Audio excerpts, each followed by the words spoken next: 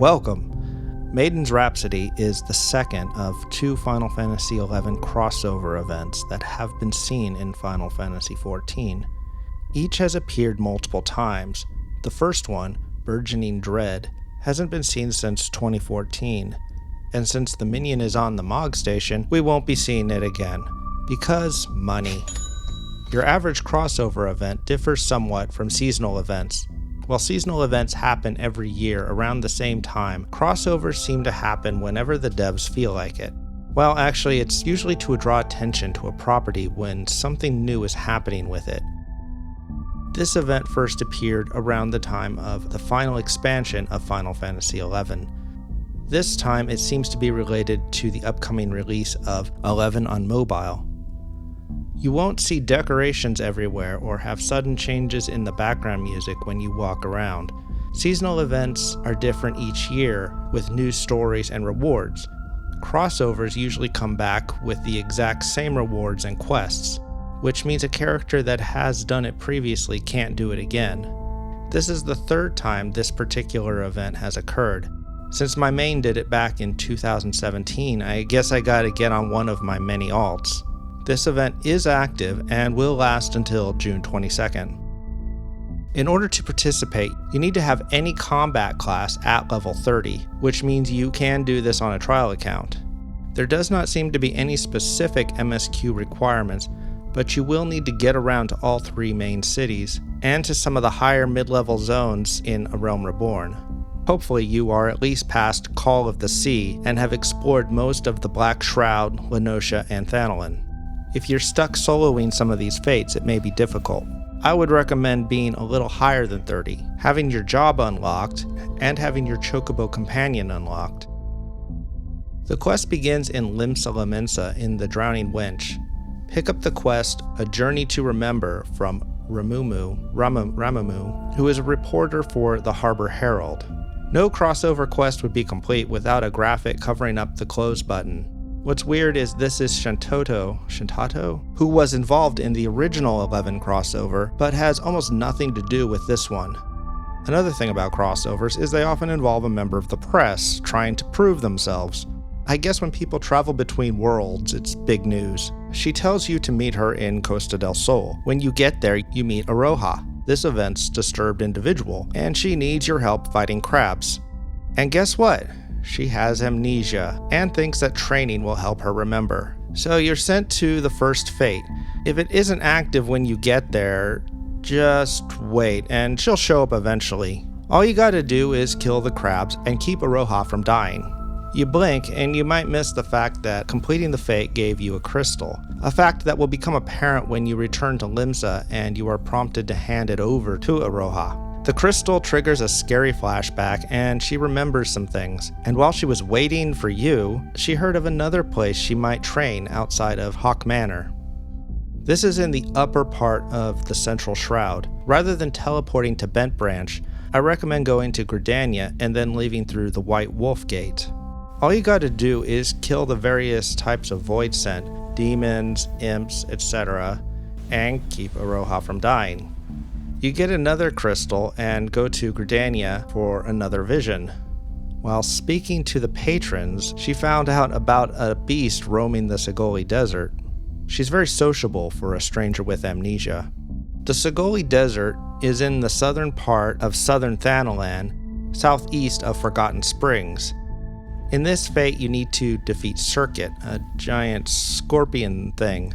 Oh, and also keep Iroha from dying. Afterwards, go to the Quicksand in Ul'dah. Another crystal, another vision. Crystals for Visions sounds like the name of a New Age band, and the plot of every Final Fantasy.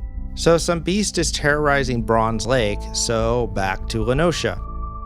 This fate isn't your normal fate. It doesn't even appear as a fate on the map. It doesn't start on its own, but can only be started by someone on this step of this quest. When it begins, there are two creatures, an Araman called Spotter, and the Dread Dragon. You can't hurt the dragon, so just focus on the Spotter until it dies. No matter how healthy Iroha is, she will suddenly be close to death and fall. The dragon waits patiently while she finds her resolve and taps into some hidden power, and the fight continues. Then you just need to defeat the dragon. Return to the Bulwark Hall. You don't have a crystal this time, so she decides the two of you should just go talk to Ramamu, and she gets there before you. Man, girl, takes you forever to show up for combat, but when it's time to chat with your girlfriend, you suddenly got wings? Anyway, Iroha gives you her PowerPoint on life in Vana'diel. For some reason, she thinks this is all a dream, so she closes her eyes, clicks her heels, and tries real hard to wake up. When she doesn't wake up in Kansas, she just says smell you later and walks off. And after all that, it turns out that Ramamu isn't even going to write her article, because even she doesn't believe it happened. Your main reward for completing the quest is Iroha's outfit, just like the one she's wearing throughout this quest and in Final Fantasy XI. It comes in 5 parts, and some of them are useful for creating new glamour sets. The pants with the skirt get almost lost under the rest of the outfit, and they have a nice design. Good news is the headband can be worn by Vera and Hrothgar, though it sticks out a bit. This outfit cannot be dyed. The best dye to match it is Dalamod Red. And like most event clothing rewards, it can be stored in the armoire. You also get an achievement.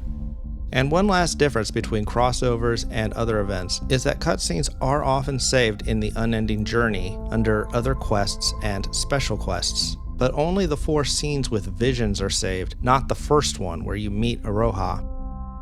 Repeatable content? Well, yeah, there are the fates, but there isn't much point.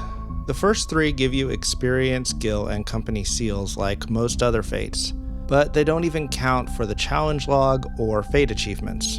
The 4th one, as I said, isn't a typical fate. It can only be started by someone on the quest, and you can't level sync to it unless you are on the quest, and you can only participate if you're level 38 or lower. And unlike the others, it gives you nothing for completing it. The main reason I can think of you might replay them is to see what Iroha says during them, in case you missed it. Iroha's name is the name of, and the first 3 characters of, a Japanese poem used to teach children kana characters, and also a standard way of ordering those characters. So it's basically the Japanese equivalent of the ABCs. There are many references to 11 in this quest. Circuit is a notorious monster that appears in 11, and the name of the fate, Circuit Breaker, is a title you can obtain in 11. The Dread Dragon and Spotter also appear in Final Fantasy XI. This is a fun little self-contained event. I can't complain much. It's typical Final Fantasy with an amnesia plot and collecting crystals. One problem I have is not really with the event itself. You see, at the end of the story, Iroha just walks off, implying she did not return to her world and is still in Eorzea, or perhaps somewhere else on Hydaelyn. I think it would be interesting to see her story continue in 14. I personally haven't played much of 11. I started a trial once, I believe in 2017. The trial was limited to 14 days, which really wasn't enough time to get the hang of it. I think if they really want to reignite interest in this game, I don't know, that's a pretty big if. Square should do a shared account type thing that allows players to just download and start playing 11 from the same launcher they use for 14, much like how other companies handle their multiple games. They should have a trial system like 14 that lets you play as much as you like, but limits your progress in some way. Anyways, thank you for watching. Please subscribe to my channel if you want to see more. And please like or dislike or comment below. Goodbye.